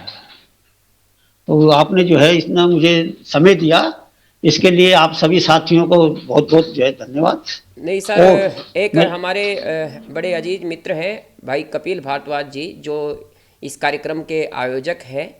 तो हाँ हाँ। कपिल जी, आप सर का आभार व्यक्त करने के लिए एक बार अच्छा। जरूर आइए, और किसी मित्र का भी कोई क्वेश्चन है तो बड़ा संक्षिप्त में सर से आप पूछ सकते हैं आप लोग। जी शुक्रिया शैलेंद्र। और सबसे पहले तो मैं आदरणीय रतन कुमार सांबरिया जी का बहुत हृदय की गहराइयों से धन्यवाद अर्पित करना चाहूँगा कि वो हमारे इस वेबिनार श्रृंखला का हिस्सा बने। और जहाँ तक उनके वक्तव्य की बात है तो निश्चित रूप से उन्होंने बहुत अच्छा बोला, और मुझे सबसे इम्पोर्टेंट बात जो लगी, सबसे महत्वपूर्ण बात जो लगी वो ये थी कि इन्होंने जो आजकल जो आज के जब हम देखते हैं वर्तमान परिप्रेक्ष्य में दलित विमर्श को, तो इन्होंने दो टर्म यूज की यहाँ पर। एक तो वो जो ब्राह्मणवादी दलित हैं, और एक वो जो दलित जो अम्बेडकरवादी हैं, मतलब अम्बेडकर के आदर्शों को लेकर के लिख रहे हैं। दूसरे वे हैं जो अम्बेडकर को नकार के लिख रहे हैं। काफी कुछ ऐसे राइटर हो गए हैं दलित विमर्श में भी जो बदलती सत्ता के साथ घुल मिलना चाहते हैं, कुछ पद पाना चाहते हैं, लेकिन पर विश्वास है, पूरा विश्वास है। और अंबेडकर जिस प्रकार से अंबेडकर का विचार फैल रहा है, न केवल हिंदी साहित्य में बल्कि जो चेतना जो है वो सामान्य व्यक्तियों में भी और बिल्कुल ग्रामीण स्तर पर भी जो अंबेडकर की चेतना जो हम देख रहे हैं, और न केवल दलित जो जातियां हैं उनमें बल्कि जो अगड़ी जातियां हैं उनमें भी काफी लोग जो हैं वो डॉक्टर अंबेडकर की किताबें पढ़ते हैं, डॉक्टर अंबेडकर को अपना आदर्श मानते हैं। और एक बहुत अच्छी बात जो जो हम आगे बढ़ेंगे। और अभी हमने देखा कि पार्लियामेंट में जो चीजें हुई और डॉक्टर अंबेडकर को जिस प्रकार से उन्होंने उद्बोधन दिया गृह मंत्री, और उसके बाद जो प्रतिक्रिया हुई पूरे देश में और उनको बैकफुट पर आना पड़ा। और हो सकता है, और जो हम 2024 का लोकसभा चुनाव को देखेंगे तो ये जो संविधान बदलने की बात करते थे वो फिर बैकफुट पर आए। तो निश्चित रूप से डॉक्टर अंबेडकर का जो विचार है वो इसी प्रकार से फलता फूलता रहेगा। हमारे बीच में अभी इसी कार्यक्रम में स्कॉलर्स हैं और जो डॉक्टर अंबेडकर को अपना आदर्श भी मानते हैं और उनके विचारों पर, उनकी किताबों को पढ़ते हैं। और सर आपने जो कहानियां लिखी हैं, मैंने आपकी कहानियों की किताब 2017 में पढ़ी थी कुरुक्षेत्र विश्वविद्यालय की लाइब्रेरी में, और क्या शानदार कहानियां, फिर क्या शानदार आपने भूमिका लिखी थी। ओम प्रकाश वाल्मीकि से लेकर के और जितने भी मतलब उनकी आत्मकथाओं ने जो झंझोड़ा है हमें, वो निश्चित रूप से हम आपके ऋणी रहेंगे। क्योंकि मैं अगड़ी जाति से आता हूं, तथा कथित ब्राह्मण समाज से भी आता हूं, लेकिन जब मैंने आपकी कहानियां पढ़ी तो बिल्कुल रोंगटे खड़े हुए। देखा हमने बिल्कुल निश्चित रूप से जिस प्रकार से आप बिल्कुल धरातल से पात्रों को उठाते हैं और फिर अपनी कहानियां एक कथानक बुनते हैं, वो बहुत ही लाजवाब था। और दूसरे अन्यान्य जो दूसरे जो दलित विमर्श या अम्बेडकराइट जो कार्यकर्ता है उनसे मिलते रहते हैं, बातचीत होती रहती है, तो बहुत अच्छा लगता है। और इसी श्रृंखला में आप हमारे कार्यक्रम में आए, आपका बहुत बहुत अभिनंदन, आपका शुक्रिया सर। हमें बहुत अच्छा लगा, निश्चित रूप से बहुत अच्छा लगा, और बहुत अच्छी आपने बातचीत रखी। Thank you sir, thank you very much. धन्यवाद, बहुत बहुत धन्यवाद आप। ठीक। और सांवरिया सर, हेलो हेलो हेलो। हाँ शैलेंद्र, बाकी लोग भी अपनी बात रख सकते हैं। तो नरेश, हेलो हेलो। हाँ शैलेंद्र जी, आ रही है आपकी आवाज। सांवरिया सर डिस्कनेक्ट हो गए क्या? ना ना, अभी तो जुड़े हुए हैं। अच्छा। अब हो बस गए हैं। अब हो गए हैं। अच्छा। शैलेंद्र, बाकी लोग भी हैं हमारे साथ, उनसे भी हम बातचीत इस बाकी विषय में लोग कर सकते कौन हैं। कौन है, थोड़ा एक बार उद्बोधन कर दें, थोड़ा कपिल जी आप थोड़ा बता दें, वो थोड़ा सा रह गई थी बात। पहले डॉक्टर अमरीक जी हैं, वो पहली बार हमारे इस कार्यक्रम में शायद पहली बार जुड़े हैं, तो हम चाहते हैं कि वो भी अपनी बात अगर रख दें तो बहुत अच्छा रहेगा। डॉक्टर अमरीक जी। जी। नमस्कार सर। जी। Sir sir. मुझे बहुत अच्छा लगा कार्यक्रम आपका।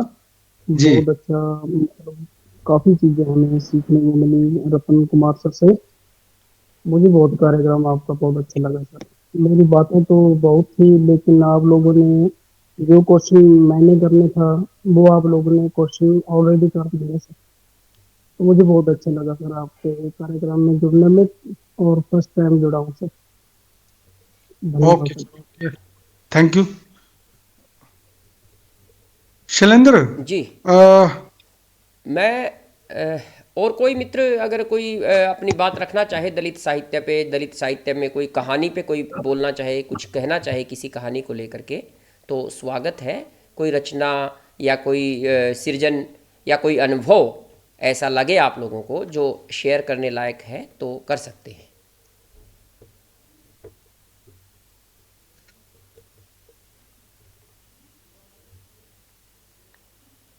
नरेश, नरेश आप बोल लो एक बार। और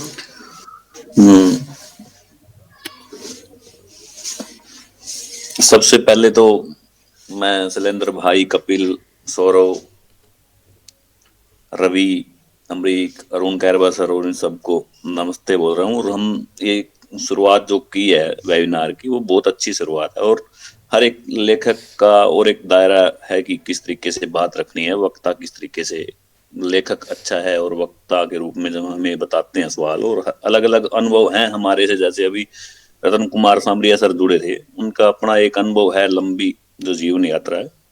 और गद्य साहित्य की या कथा साहित्य की जब भी हम बात करते हैं, तो कथा साहित्य में कपिल और सब जानते ही हैं कि हमारी जो अभिव्यक्ति है, जो हमें व्यक्त करने के लिए सबसे ज्यादा स्पेस मिलता है। और इसीलिए जो आप देखोगे जितनी भी आत्म कथाएं हैं, दलित आत्म कथाएं, कहानियां हैं, अलग अलग रूपों में आ रही हैं। और लगातार बहस का जो केंद्र में रहने की बात है किसी भी विमर्श को लेकर के, वो एक नए आयाम और छूती जाती हैं। तो मैं तो ये कहता हूँ कि ठीक है, इन चीजों को लेकर के बातचीत होती रहे साहित्य के अंदर। और जो आंदोलन है, कपिल इस बात को एक बार मेरा थोड़ा सा जैसे बात सवाल ये है कि जो आंदोलन जितने भी होते हैं उनका एक बहुत ही जैसे गहरा प्रभाव होता है। जो जैसे अगर कोई जमीन पे दलित आंदोलन चलता है तो साहित्य को भी एक नया मोड़ देगा।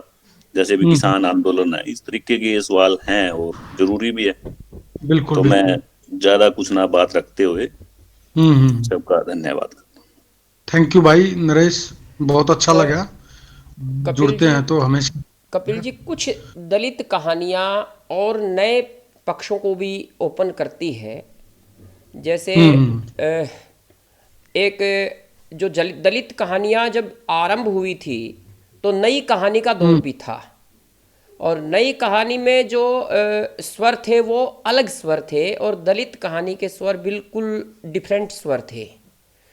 परंतु बहुत सारे विरोध का सामना करके भी दलित कहानी, दलित कथा साहित्य बहुत अच्छे लेवल पे आगे बढ़ा। और आत्मकथाओं का यद्यपि आज बहुत जिक्र नहीं हुआ, फिर कभी इसका जिक्र जरूर किया जाएगा, किसी और वेबिनार में हम इस चीज़ को जरूर शामिल करेंगे। और मित्रों देखो, एक कहानी थी, उमेश कुमार सिंह की कहानी थी, एक रात का फासला। उस एक रात का फासला कहानी में उमेश कुमार, वहाँ एक प्रथा थी कि जो पहली रात होती थी किसी भी वधू की, उस रात उसे ठाकुर के वहाँ जाना होता था। परंतु उमेश कुमार दिखा रहे हैं कि अपनी पत्नी की जगह वो लड़का चला गया, और उसने ठाकुर के नज़दीक आने पर उसकी गर्दन जब तक दबाई जब तक गर्दन टूटी नहीं, ठाकुर मरा नहीं। अब थोड़ी देर पहले एक व्यक्ति के मरण की बात पे, फसाद की बात सांवरिया साहब कर रहे थे, 25 चौका 150 जो कहानी है वाल्मीकि साहब की, उसको उठा लें, या फिर हम शव यात्रा एक कहानी है वाल्मीकि जी की ही, बहुत सुप्रसिद्ध कहानी है ये भी। एक खानाबदोश उनकी कहानी है, खानाबदोश कहानी में भी यही उत्पीड़न है। ये सारी कवायद किस चीज़ की है मित्रों? ये सारी की सारी जो कवायद है वो रिहेबिलिटेशन की है, कि रिहेबिलिटेट कैसे हो, दलित को पुनर्वास कैसे मिले। और ये पुनर्वास केवल शहरों में दौड़ लेने का ही पुनर्वास नहीं है, शहरों में उनके सामने दूसरी तरह के चैलेंजेस हैं। शहरों में इनकी ही भय नाम की एक कहानी मुझे ध्यान आ रही है, थोड़ा सा समय और ले रहा हूँ आप लोगों का। ओम प्रकाश वाल्मीकि जी की भय कहानी है, उसमें इस बात पर भयभीत है एक आवरण व्यक्ति, दलित व्यक्ति, कि कहीं जो है मेरी जाति समाज के सामने ना आ जाए और सारा जो है मेरा भांडा फोड़ ना हो जाए। एक बार एक कहानी है, उसमें जो है दो मित्रों के बीच मित्रता होती है, शादी तक की बात हो जाती है, अपनी बेटा बेटी की शादी तक की बात होती है। परंतु जब पता लगता है एक स्वर्ण को कि ये दलित है, जिसके लड़के से मेरी लड़की की शादी होने जा रही है, तो उसको वो कमीना कहने लग जाता है। तो इस तरह की विडंबना दलित कहानी ने लिखी है। थोड़ी देर पहले बात हो रही थी कि भाई क्या दलित को दलित कह दे, चमार को चमार कह दे, धानक को धानक कह दे, तो दिक्कत क्या है? दिक्कत है मित्रों, हर उस शब्द से दिक्कत है जो आत्मा पर चोट करता है। मुझे कोई अंधा कह दे, ये कोई बुरी बात थोड़ी ना है, नहीं, कोई बुरी बात नहीं है, परंतु दिक्कत है, बुरी बात है, क्योंकि किसी भी विकलांगता या किसी भी जाति को अगर समाज छोटा मानता है और हम उसी संबोधन से सामने वाले को संबोधित करते हैं, तो वहाँ नाम और रूप की गुणवत्ता की बात नहीं होती है, वहाँ बात है सोशल स्टेटस की, कि इस चीज़ का सोशल स्टेटस क्या है, ये बात कहाँ तक किस रूप में पहुँच रही है। एक बात और हमें समझनी पड़ेगी, जो प्रासंगिकता है ना, उसका अपने मन में प्रमाद भी नहीं होना चाहिए कि इसकी प्रासंगिकता क्या है, उसकी प्रासंगिकता क्या है। प्रासंगिकता हर उस चीज़ की है जो आज को प्रभावित कर रही है। प्रासंगिकता हर उस चीज़ की है जो हमारे चारों वर्णों को या चारों वर्णों में बहने वाली जातीय परंपराओं को जितने जितने रूपों में प्रभावित कर रही है। खैर, राजनीतिकरण की बात हम लोगों ने कर ली। दलित जो कथा है उसने कुछ नए परिप्रेक्ष्य भी छुए हैं। जैसे पहले विदेशों में गमन की जो बात होती थी उस पर कोई बात नहीं हुई थी, परंतु विजय नावरिया जो है उनकी कहानी आवरण कहानी में जो है विदेश गमन की भी बात हुई है। उनकी ही एक कहानी है मित्रों, संक्रमण में सेक्स भी है। दलित कहानी ने नए नए बिंदुओं को भी छूने की कोशिश करी है मित्रों।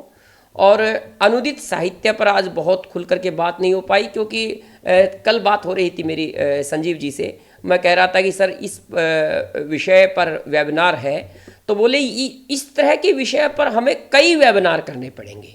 तो इसकी मुझे आशा है और अपेक्षा भी है कि हम कर पाएंगे और बहुत अच्छा कर पाएंगे। हम सब जुड़े हैं, साथ एक दूसरे के साथ हैं, तो कुछ अच्छा ही होगा। आप में से भी कोई भाई दलित कहानी में या दलित कथा साहित्य में कुछ ऐसा लगे आप लोगों को जो नया है, वो कह सकते हैं।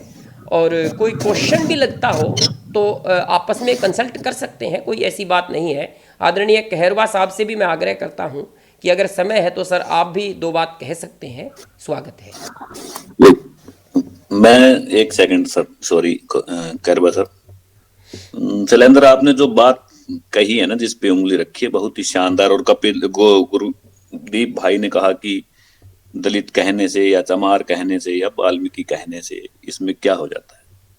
ये जो जाट कहने से जो विस्तार है, जो एक तरीके से दम्भ आता है, और जो वाल्मीकि या चमार या जो भी तथाकथित नाम हमने जो धारण करे हुए हैं, उनको लेने से जो सिकुड़न है, जो आत्मा में एक तरीके से जो चुभन है और एक जो शर्म महसूस या उसको एहसास कराया जाता है, ये इस बात का ही फर्क है।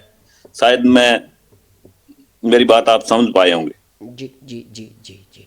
एक बात और सांवरिया साहब कह रहे थे कि जो युग परिवर्तन है ना, वो संविधान के सृजन के बाद हुआ है, संविधान बनने के बाद हुआ है। नहीं तो पहले के कलयुग, सतयुग, द्वापर, त्रेता जो भी नाम है सब यूटोपिया है। तो लेखक ये बात करते हैं या कोई समाज ये बात करता है तो बहुत बड़ी बात करता है। ये बात कहने के लिए आज 2024-25 का दौर आना पड़ा है। हीरा डोम का वो समय देखो 1914 का, जब वो ईश्वर से प्रार्थना कर रहे हैं। कबीर की वो बात देखो, वो ईश्वर से प्रार्थना कर रहे हैं। रैदास जी की बात देखो, वो ईश्वर से प्रार्थना कर रहे हैं। जब व्यक्ति से व्यक्ति आंखें मिला करके बात कहने का साहस कर पाता है, वो समय बहुत महत्वपूर्ण है। तो आदरणीय कैरवा साहब, आप बोल रहे थे, मैंने थोड़ा सा बीच में व्यवधान डाल दिया। जी सर, जी।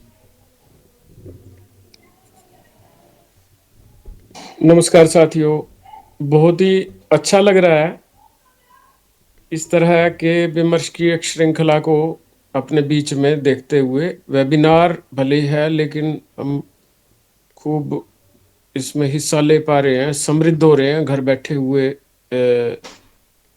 इस तरह की चर्चा को सुनना, समझना, अपने आसपास के परिवेश से जोड़ना, ये काफ़ी महत्वपूर्ण है। और दलित साहित्य और दलित विमर्श ये मौजूदा दौर का बहुत ही महत्वपूर्ण हिस्सा है, जो कि समाज को एक इस तरह के चिंतन से जोड़ता है, इस तरह की चेतना से जोड़ता है, जो स्थितियां भुगती हैं लोगों ने और जो भुगत रहे हैं, उसको उजागर करता है। शिक्षा के प्रचार प्रसार से ये चीज़ संभव हुई है, और पढ़ने से हम सब अपने आप को बदलता हुआ खुद महसूस करते हैं। हम जिस भी उससे हैं, वर्ग से, समुदाय से, जाति से, लेकिन हम जो साहित्य की, दलित साहित्य की मूल चेतना है, जो एक लक्ष्य है समतापूर्ण समाज के निर्माण का, उस चेतना से हम लैस हो रहे हैं धीरे धीरे करके ही। बहुत सारी कमजोरियां हैं लेकिन हम सीख रहे हैं। और इस जो ये वेबिनार की श्रृंखला है, इसमें जो सबसे महत्वपूर्ण बात है कि हमें पढ़ने के लिए हमारे अंदर एक जो ठहराव आता है दिनचर्या में, जिस तरह से आप जो स्कॉलर हैं वो तो लगातार निरंतर पढ़ते हैं, हमारे जैसे जो कुछ बच्चों में काम करते हैं तो कई बार ठहराव आता है और समय नहीं दे पाते हैं पढ़ने को। तो एक चीज पैदा होती है कि हमें भी पढ़ना समझना है, और ज़्यादा पढ़ने की ज़रूरत है और ज़्यादा समझने की ज़रूरत है। आप साथियों को साधुवाद, इस तरह के विमर्श के आयोजन आप निरंतर कर रहे हैं और लगे रहें। शैलेंद्र जी, कपिल जी, आपको बहुत बहुत साधुवाद, शुक्रिया। धन्यवाद सर। कपिल जी, अगर आप भी कोई बात कहना चाहें, आपने अंबेडकर जी पर आपका काम है और दलित साहित्य के उपार्जन में भी आपका बड़ा। जयपाल जी हैं हमारे पास और मंगतराम शास्त्री जी हैं। अच्छा। वो वरिष्ठ हम कवि भी हैं और मतलब लेखक हैं और लेखकीय सरोकारों से जुड़े हुए लोग हैं। तो हम चाहेंगे कि वो भी अपनी बात रख दें संक्षिप्त में। मैं अपनी बात पहले ही रख चुका हूं, तो इनकी बात बहुत ज़्यादा महत्वपूर्ण होगी। जयपाल जी सर, स्वागत आपका। आप इस विषय पर अपनी बात रख सकते हैं कि आप किस प्रकार से देखते हैं दलित विमर्श को, और क्या लोग ज़्यादा जागरूक हुए हैं पहले से, 15-20 साल पहले जिस प्रकार का माहौल था, और आज के समय में आप डॉक्टर अंबेडकर की प्रासंगिकता को किस प्रकार से देखते हैं सर? तो असल में मैं उनका जो रतन कुमार सांबरिया जी का की बात तो नहीं सुन पाया, क्योंकि मैं किसी कारण से लेट ही शामिल हुआ। लेकिन उनकी कहानियाँ पढ़ी है और उनकी कुछ बातचीत मैंने सुनी बाद में, जब वो बोल चुके थे और फिर प्रश्नों के उत्तर दे रहे थे। तो बहुत ही ये एक ऐसा विषय है जिसके बहुत सारे सवाल हैं और उनके बहुत सारे उत्तर हम देने का प्रयास करते हैं, जो भी इनसे सरोकार रखते हैं इस प्रकार के शोषण से जो समाज में हुआ है। और ज़्यादातर जो लेखक हैं जो बहुत गंभीर हैं, वो इस विषय को छुए बिना नहीं रह सकते, क्योंकि जिस समाज में हम रह रहे हैं उसमें ये कहा जाता है कि 20 से 25% जो दलित समाज है वो हमारे आसपास है, गांव में भी और शहर में तो बस्तियां बनी हुई हैं, उनका अलग अलग नाम है, कहीं माजरी है, कहीं कुछ है, कहीं कुछ है। और जब हम देखते हैं अपने हिंदी साहित्य को तो हमें ये बड़ी हैरानी होती है कि आपकी नज़र सारी तरफ चली गई, आपने सब कुछ खोद दिया, लेकिन आपके अंग संग जो एक समाज जिन हालातों में वो जी रहा था, जब से हमारा हिंदी साहित्य का आदिकाल बताया जाता है और फिर उसके अलग अलग भाग किए जाते हैं, उसमें चाहे रामचंद्र शुक्ल का हो या किसी और का इतिहास रहा हो, और हम खुद भी उन सारे रचनाकारों को देखते हैं, वहाँ दलित की बात पूरी तरह से गायब है। ना तो वो रचनाकार के तौर पे आ रहे हैं और ना ही जो गैर दलित रचनाकार हैं वे उस बात को सामने लेकर आ रहे हैं। इसमें कुछ अपवाद हैं, हो सकते हैं। कुछ बातें निराला जी ने उठाई, कुछ प्रेमचंद ने भी उठाई हैं, प्रेमचंद तो कहानियां लिखी हैं। तो इन सारी चीज़ों को देखते हुए और 100 साल पहले की जो दलित समाज के साथ जैसा उत्पीड़न था वैसा अब नहीं है। ये समाज का जो विकास हुआ है और शिक्षा आई है उसके कारण से है।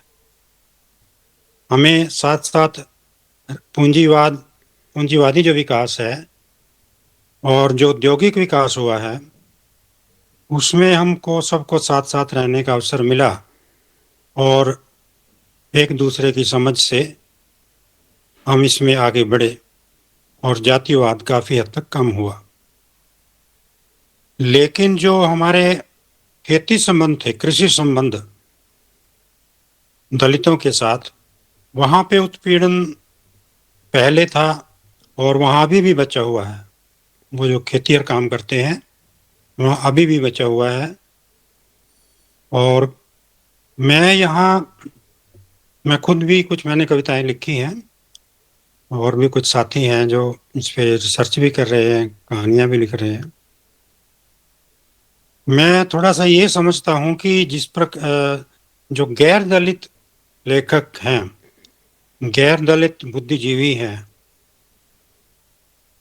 उन लोगों को इस विषय को और भी ज़्यादा अपनी जिम्मेवारी समझ करके उनका उठाना इसको बनता है और उनकी बात समाज ज़्यादा गौर से सुनता है, क्योंकि हमारी परंपरा रही है कि हम दलित की बात को उतना महत्व नहीं देते। ये अलग बात है कि गैर दलित व्यक्ति जब अपनी बात साहित्य में रखता है या और लेख के माध्यम से या किसी अन्य कला की जो विधि है, नाटक है या कोई और है, किसी भी तरह से वो हस्तक्षेप करता है, उस पे कुछ आपत्तियाँ दलित लेखकों को, दलित चिंतकों को हो जाती हैं। लेकिन इसमें संवाद रहना चाहिए। आपत्ति हो सकती है लेकिन अगर संवाद रहेगा तो ये बातें समझ में आएंगी। मतलब ये हुआ कि ये हमारा सभी जो गंभीर चाहे वो सामाजिक कार्यकर्ता हो, चाहे वो साहित्यकार हो, चाहे वो किसी भी तरह से बुद्धिजीवी हो, उन सब का इकट्ठा अगर हम प्रयास करेंगे तो ये जो समस्या है वो जल्दी हल होगी। और उनकी संवेदना को, जो जिस उत्पीड़न को उन्होंने सहा है, वो तो निश्चित रूप से वही लोग जो हैं महसूस कर पाते हैं, और उसको अभिव्यक्ति जो वहाँ दलित आत्मकथाओं के माध्यम से उन्होंने प्रकट की है वो और जगह नहीं थी। तो ये कुछ बातें मैंने आपको सामने रखी हैं और ये आती भी रही हैं, लगभग वही बातें हैं। तो आपसे बातचीत के माध्यम से मेरे दिमाग में जो बात आई तो मैंने वो रख दी, और मुझे बड़ी अच्छी लगी ये बातें, ज्ञानवर्धक लगी, दोबारा से सोचने को लिए मजबूर करती हैं। सांबरिया साहब भी अच्छा बोल रहे थे, आप लोग बहुत बढ़िया, आपका प्रयास है। और मुझे लगता है कि भाई आगे भी थोड़ा बहुत इस पे, क्योंकि बहुत गंभीर विषय है, आप इस विषय को आगे भी किसी रूप में रखते रहें। धन्यवाद। बहुत धन्यवाद सर आपका भी, जो आपने अपने विचारों से अवगत करवाया, जिस तरह का आपको लगा आपने बात कही, खेती संबंधी बात आपने करी, और दूसरी बातों में जहां आपको कमी दिखी या खासियतें दिखी अपनी बात कही। आदरणीय शास्त्री सर से मैं आग्रह करता हूं कि सर आप भी दो बात कहिए जो आपको लगता है दलित साहित्य के विषय में। शास्त्री सर। पहले तो सबको नमस्कार। और आप लोग जो ये काम कर रहे हैं बहुत महत्वपूर्ण काम है। इसमें जो अग्रणी भूमिका में साथी हैं, कपिल, शैलेंद्र, अरुण और सबके नाम की बात नहीं है, नरेश हैं, मतलब सभी धन्यवाद के पात्र हैं कि इस तरह के वेबिनार आप लोग कर रहे हो, और कुछ ना कुछ और लोगों को भी का भी ज्ञानवर्धन होता ही है। दलित विमर्श की कहानियों के ऊपर बातचीत हुई, मैं 4:30 बजे के आसपास ही शामिल हुआ था, तो हो सकता है मेरी बात आ गई हो पहले। ये एक दो चीजें हैं उदाहरण के साथ, जैसे एक बार हम लेखक संघ के राष्ट्रीय सम्मेलन में पटना गए हुए थे और वहां ये इश्यू आया था दलित विमर्श के ऊपर, लोगों को ज्यादा से ज्यादा लिखने का, जाहिर है कि लिखना भी चाहिए। वहां जलेस के राष्ट्रीय महासचिव उस वक्त थे शिव कुमार मिश्र जी, उन्होंने एक बात कहा, एक टिप्पणी के जवाब में किसी महिला लेखिका ने कुछ इस तरह का इश्यू उठाया था, तो उन्होंने कहा कि भाई निश्चित तौर पर लिखा जाना चाहिए, और जो तबका उत्पीड़न का शिकार है उसका उत्पीड़न लिखा ही जाना चाहिए।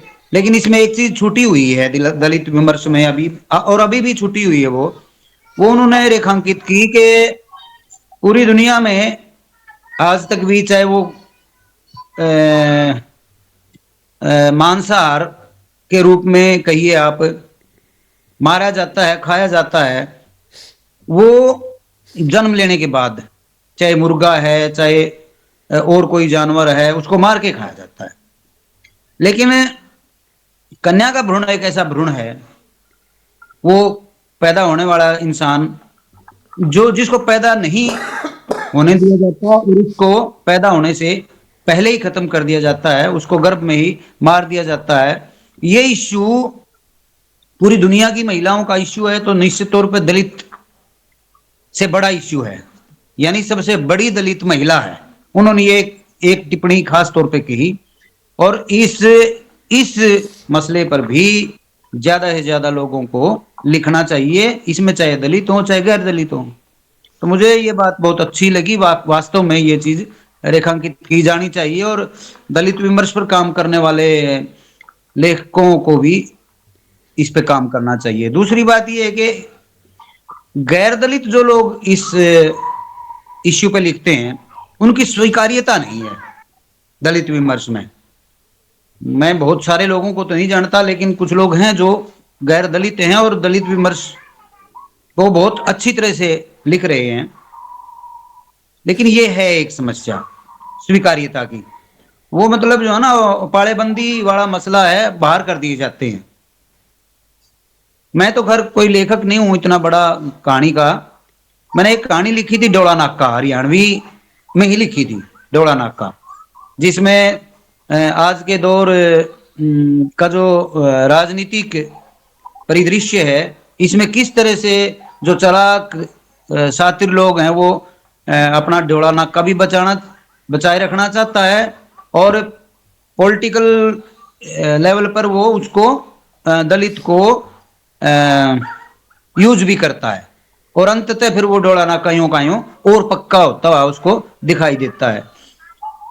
तो ये मतलब जो है ना, है इस तरह की बातें कि गैर दलित को दलित विमर्श में शामिल किया जाना, ये अभी बड़ा मुश्किल सा काम लगता है। और जहां तक बात है अनुभव की, निश्चित तौर पर देखो, जिसके निजी अनुभव हैं, जिसने भुगता है, ज्यादा बेहतर चीजें लेके आ सकता है। मतलब जाहिर है कि मेरी दांती जोड़ी शायद किसी ने नहीं खोसी। मेरी का मतलब मेरे परिवार की महिलाओं की, लड़कियों की दांती जोड़ी नहीं खोसी किसी ने, लेकिन एक दलित की लड़की की दांती जोड़ी जब वो घास काटने जाती है किसी पड़ोसी के, खोस ली जाती है, छीन ली जाती है। तो ये जो भुक्तभोगी जो लोग हैं वो इस बात को ज्यादा बेहतरी से लिख सकते हैं, और लिखी जानी चाहिए भी। हैं कई चीजें, कोई 40 साल पहले तक की भी बात है, खराब तो हुआ है परिवर्तन निश्चित तौर पर। जैसे उठना बैठना, साथ में खाना, क्लास में बैठना, मिड डे मील में शामिल सब लोग। बेशक कई जगह उदाहरण इस तरह से आ जाते हैं कि भाई विरोध हुआ है मिड डे माताओं का, लेकिन फिर भी ज्यादातर साथ में बैठ के बच्चे खाते हैं। लेकिन अभी भी इस तरह के उदाहरण मिल जाते हैं बड़े बड़े बूढ़ों के द्वारा किए गए। कि मैंने अपनी कहानी में भी एक उदाहरण दिया है कि एक बुजुर्ग हैं, वो उनके सीरी जो है वो गंडासे पे सानी काटता है, और सानी काटते काटते उसके माथे का पसीना जो है ना यो पूछता है ऐसे करके, और वो झाड़ता है तो उस बुजुर्ग के हाथ के लग जाता है।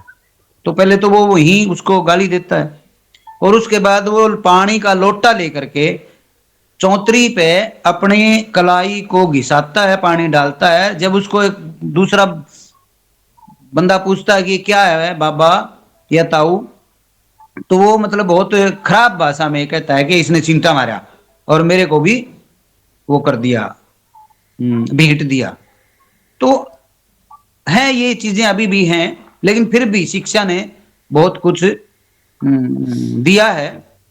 और अब तो जो ना असरसन बढ़ रहा है भाई। अब ये जातियों के अंदर भी जातियां हैं, और ये ऊंच नीच, वो जो अंबेडकर साहब ने कहा है कि ये ऐसा मीनार है कि इसमें जाति लांग के दूसरे मंजिल पे नहीं जा सकते। ये जाति के अंदर जातियां भी बहुत सारी हैं, आपस में भी रोटी बेटी का नाता नहीं है। गैर दलितों के साथ तो खैर सामान्य परिस्थितियों में संभव ही नहीं है। तो बहुत सारे इश्यू हैं, मतलब कई वेबिनार, कई सेमिनार चाहिए होते हैं इस तरह के कामों में, और फिर भी कुछ चीजें वो जो ना चलती रहती हैं, नदी के बहाव के साथ साथ नीचे रुढ़कती रहती हैं बहुत सारी चीजें। प्रयास हैं, आप लोग लगे हुए हैं, हम सब लगे हुए हैं, और अच्छे प्रयास हैं, अच्छी दिशा में प्रयास हैं। इसके लिए आप सब को मैं पुनः फिर बधाई देता हूं। धन्यवाद। बड़ा धन्यवाद सर, आपने अपनी बात कही, जो आपको ठीक लगा वो कहा।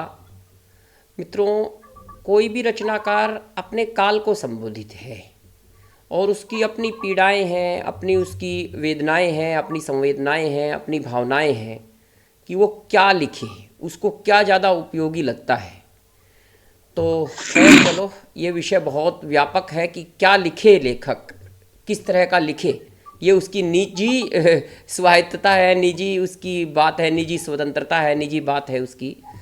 खैर, और तब क्या था और अब क्या है, इस पर मैं कल एक किताब पढ़ रहा था, उसमें रवि भूषण जी ने एक बहुत बड़ी बात कही थी कि जैसे संसार की सारी चीज़ें गतिशील है, भाषा गतिशील है, आसपास का परिवेश जो है जो पहले था वो आज नहीं है, नए आविष्कार हुए हैं, बहुत सारी चीज़ें परिवर्तित हो गई हैं, ऐसे ही यथार्थ भी गतिशील है।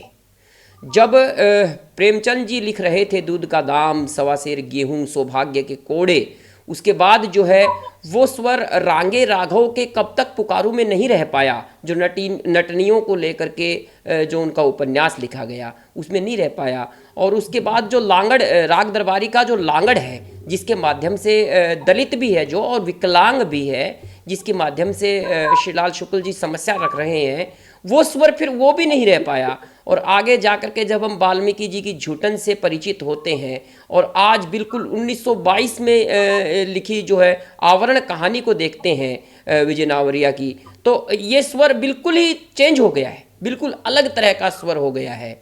तो खैर मित्रों, ये तो अपनी अपनी प्रतिबद्धताएं हैं, अपना अपना सृजन है और अपनी अपनी अपनी टीस है, जिनको लेखक अपने अपने अलग अलग ढंगों से अभिव्यक्त करते हैं। बहुत आप लोगों को आभार जो आप लोगों ने साथ दिया। अगर कोई और भी अपनी कोई बात रखना चाहे तो स्वागत है, नहीं तो कार्यक्रम को जो है हम आज यहीं विराम देते हैं और आगे फिर कभी किसी दिन मिलेंगे किसी नए विषय के साथ, नई ऊर्जा के साथ। और आप लोग जुड़े, आप लोगों को बहुत बहुत धन्यवाद।